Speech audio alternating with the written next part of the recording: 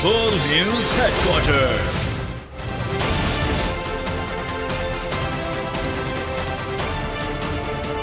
अस्सलाम वालेकुम। बोल न्यूज हेडक्वार्टर्स में खुशामदीद। मैं हूं मोहम्मद कामरान। मैं हूं युसरा नजम और मैं हूं सुमैया रिजवान। हेडलाइंस आपने जानी, बुलेटिन में बात होगी। भारत साजिश में मसरूफ। फैटफ तकनीकी फोरम नहीं। अफगान सरजमीन पाकिस्तान मुखालिफ। जौहर टाउन धमाके में भारत मुलव्विस।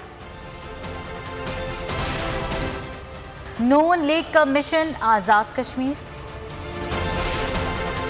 और इंजेक्शन के लिए लड़ाई।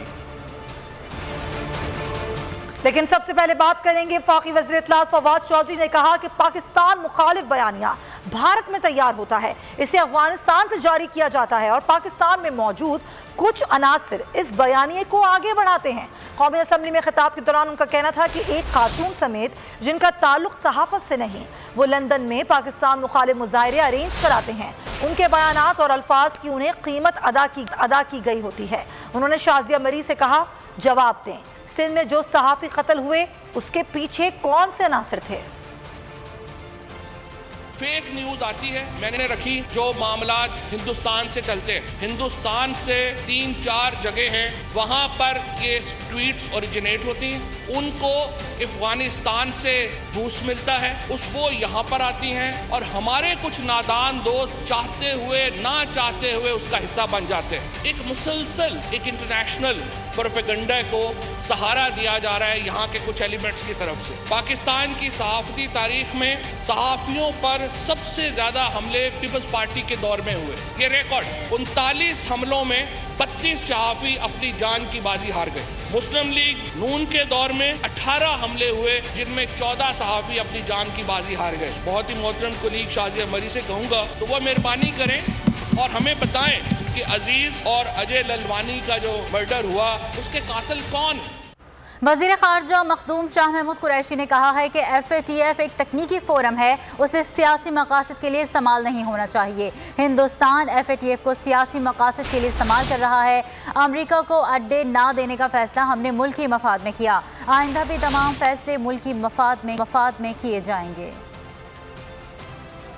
वज़ीर ख़ारजा शाह महमूद कुरैशी का अहम बयान। FATF को सियासी मकासद के लिए इस्तेमाल किए जाने पर इज़हार अफसोस, अमरीका को अड्डे न देने का फैसला कौमी मफाद पर मबनी करार। बयान में वज़ीर ख़ारजा ने कहा कि अगर FATF का मकसद मनी लॉन्ड्रिंग और टेरर फाइनेंसिंग को रोकना है तो हमारा भी यही हदफ है। हिंदुस्तान FATF को सियासी मकासद के लिए इस्तेमाल कर रहा है, एक तकनीकी फोरम को सियासी मकासद के लिए इस्तेमाल नहीं होना चाहिए। शाह महमूद कुरैशी ने कहा कि अमरीका को अड्डे देने से इनकार हमने अपने मफाद में किया, आइंदा भी ऐसे तमाम फैसले मुल्की मफाद में ही किए जाएंगे। उन्होंने कहा कि अफगान अवाम ने अपने मुस्तकबिल का फैसला खुद करना है। अफगान अवाम इस सिलसिले में फ़िरक़ैन पर खुद दबाव डालें। साथ में हैरत अंगेज इंकशाफात सामने आए। धमाके की जगह गाड़ी खड़ी करने वाले ईद गुल 4th शेड्यूल में नाम शामिल होने के बावजूद अंदरून और बैरून मुल्क सफर करता रहा। मुल्जिम का पीटर पॉल से कुछ साल पहले राबता हुआ, दोनों ने पैसों की लालच में धमकाया।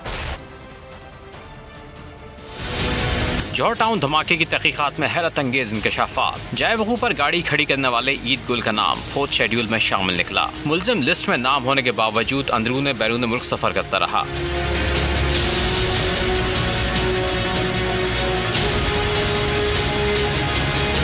जराये के मुताबिक लाहौर जौहर टाउन में धमाके की जगह पर गाड़ी खड़ी करने वाले मुल्जिम ईद गुल का नाम पहले से 4th शेड्यूल में शामिल था। 4th शेड्यूल लिस्ट में शामिल अफराद के लिए एक शहर से दूसरे शहर जाने के लिए मुताल्लिका थाने में रिपोर्ट करना लाजमी होती है। ईद गुल गुज़िश्ता सालों में मुताद्दिद बार बैरून मुल्क जा चुका है, जो पुलिस की कारकर्दगी पर सवालिया निशान है। ईद गुल का ताल्लुक वजीरिस्तान से है और वो खानदान के साथ झंग में रिहाइश पजीर था। अलबत्ता काम के लिए भाइयों के साथ रावलपिंडी में ज्यादा वक्त गुजारता था। ईद गुल के 2 भाइयों के नाम भी 4th शेड्यूल में शामिल हैं। ईद गुल और पीटर पॉल का चंद साल कबल राब्ता हुआ था और दोनों ने पैसों की लालच में धमाका किया। और धमाके में मुल्क दुश्मन एजेंसी बराहे रास्त मुलव्विस थी। दहशतगर्दों का तमाम नेटवर्क पकड़ा गया है। धमाके में मुलव्विस अनासिर का 16 घंटों में तयन किया गया, जिसके बाद 4 दिनों में तमाम मुल्जिमान को गिरफ्तार कर लिया गया। वजीर आला पंजाब ने मुल्जिमान की गिरफ्तारी के लिए पुलिस की कोशिशों को काबिल तहसीन करार दिया। 20 जून 2021 को सुबह 11 बजे जौहर टाउन ई ब्लॉक में एक कार का बम ब्लास्ट हुआ। पंजाब हुकूमत ने इस वाक़े की तहकीकात के लिए फौरी तौर पर तहकीकाती टीम कायम की, जिसने साइंसी अंदाज में तफ्तीश को आगे बढ़ाया। बिलाशुबा इस केस को ट्रेस करना और दहशतगर्दों को और उनके सहूलतकारों तक पहुँचाना एक टेस्ट केस था, लेकिन मुझे ये बताते हुए इत्मीनान महसूस हो रहा है कि केस की तहकीकात का आगाज़ CTD पंजाब ने पेशा वराना अंदाज में किया और 16 घंटे के अंदर ही धमाका के ज़िम्मेदारों का तयन किया और इस धमाके में मुलविस तमाम बैनुल-अक़वामी और मकामी किरदारों की शनाख्त की गई। मुल्क के मुख्तलिफ इलाकों में रेड करके दहशतगर्दों को गिरफ्तार किया गया। जबकि IG पंजाब इनाम गनी ने कहा कि लाहौर धमाके की मज़ीद तहकीकात के लिए JIT तश्कील दे दी गई है। वाकई मुलविस 10 मुल्ज़िमान पुलिस की तहवील में है। धमाके के चंद घंटों बाद ही बारूदी गाड़ी को शनाख्त कर लिया गया, जिसे 2010 में छीना गया था। गाड़ी की खरीदो फरोख्त में मुलविस मुल्ज़िमान और सहूलतकारों को गिरफ्तार कर लिया गया है। इनाम गनी ने वाज़ेह किया कि रावलपिंडी से गिरफ्तार किए जाने वाले मरकजी मुल्ज़िम ईद गुल का नाम 4th शेड्यूल लिस्ट में शामिल नहीं है। अल्लाह के फजल से बहुत करीब वक्त में चंद घंटे के अंदर अंदर हम उन लोगों तक पहुंच गए जिन लोगों ने ये गाड़ी हासिल की थी।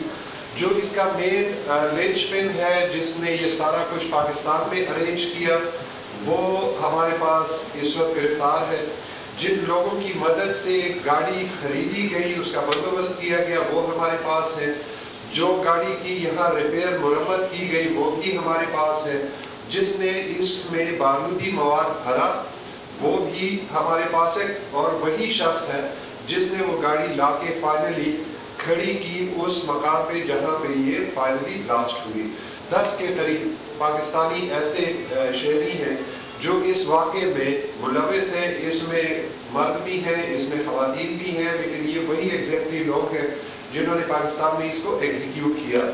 इसके साथ साथ जो लोग इसको मास्टरमाइंड करने वाले थे, जो होस्टाइल इंटेलिजेंस एजेंसीज के लोग हैं, वो भी सारे के सारे इसमें आइडेंटिफाई हो चुके हैं।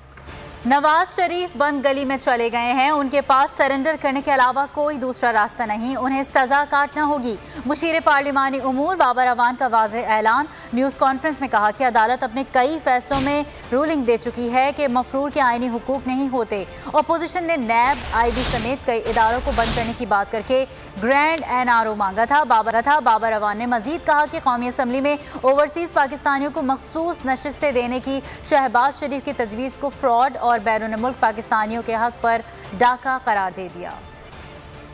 साहब ने उनके खिलाफ जो जजमेंट आई है वो बंद गली में चले गए। पहले उनके पास बहाना था कि वो इलाज करा रहे हैं। इलाज वाला ऑर्डर और बेल वाला ऑर्डर खत्म हो गया, फाइनल जजमेंट में मर्ज हो गया। फाइनल जजमेंट का एक ही तरीका है, नवाज शरीफ साहब कानून के सामने सरेंडर कर दें। कोई दूसरा रास्ता उनके पास मौजूद नहीं है, इसलिए कि वो कैदी हैं। एक रेफरेंस में 7 साल के कैदी हैं, दूसरे रेफरेंस में 10 साल के कैदी हैं, और आके उनको वो कैद काटना है। जो ओवरसीज पाकिस्तानीज हैं उनके साथ वादा इमरान खान का कि उनको लाजमन हम पाकिस्तान में इक्तदार में शरीक करेंगे, लेकिन उसका तरीका वो नहीं होगा जिस तरह शहबाज शरीफ साहब कह रहे हैं। हो ही नहीं सकता। सुप्रीम कोर्ट ऑफ पाकिस्तान के फैसले के खिलाफ उनकी तजवीज है ऑपोजिशन लीडर की। सुप्रीम कोर्ट का फुल बेंच कहता है कि वो उनका हक पहले से ही कानून में मौजूद है। और वजीर ममलकत फर्रुख हबीब का कहना है कि लंदन में बैठकर नवाज शरीफ अल्ताफ हुसैन 2 तो बन सकते हैं, नेल्सन मंडेला नहीं। उनका कहना था कि नवाज शरीफ शरीफाना तरीके से सिफारत खाने में सरेंडर कर दें और राहदारी जमानत हासिल करें। पाकिस्तान पहुंचने पर उन्हें गिरफ्तार किया जाएगा। फर्रुख हबीब का कहना था कि ये जिस महल में आराम फरमा रहे हैं उनके कोई सबूत नहीं।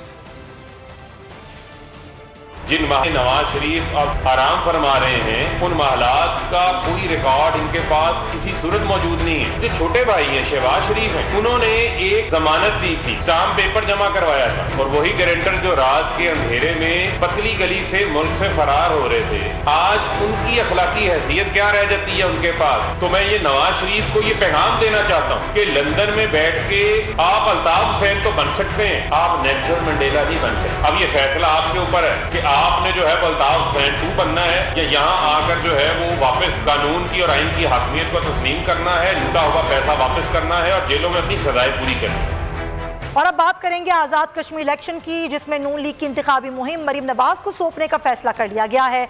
शहबाज शरीफ भी इंतखाबी मुहिम में हिस्सा लेंगे, लेकिन दोनों लीगी रहनुमा अलग अलग इज्तिमात से खिताब करेंगे। कश्मीर में इंतखाबी मुहिम मरीम नवाज के सपोर्ट, नवाज शरीफ और शहबाज शरीफ में इत्तेफाक हो गया। सराय के मुताबिक मुस्लिम लीग नून के सदर शहबाज शरीफ और पार्टी कायद नवाज शरीफ में टेलीफोनिक राब्ता हुआ। मियां साहब ने नून लीगी सदर को कश्मीर इलेक्शन पर फोकस करने की हिदायत की। दोनों रहनुमाओं ने इंतखाबी मुहिम मरीम नवाज को सौंपने का फैसला भी किया। नवाज शरीफ ने हिदायत की कि कश्मीर इलेक्शन में शहबाज शरीफ और मरीम नवाज दोनों इंतखाबी मुहिम चलाएं और अलग अलग इज्तिमात से खिताब करें। इज्तिमात में हुकूमत की कश्मीर पॉलिसी और बढ़ती हुई महंगाई को हदफ तनकीद बनाया जाए। दोनों रहनुमाओं ने हुकूमत के खिलाफ अपोजिशन इत्तेहाद को भी मजबूत बनाने के अज़्म का इज़हार किया।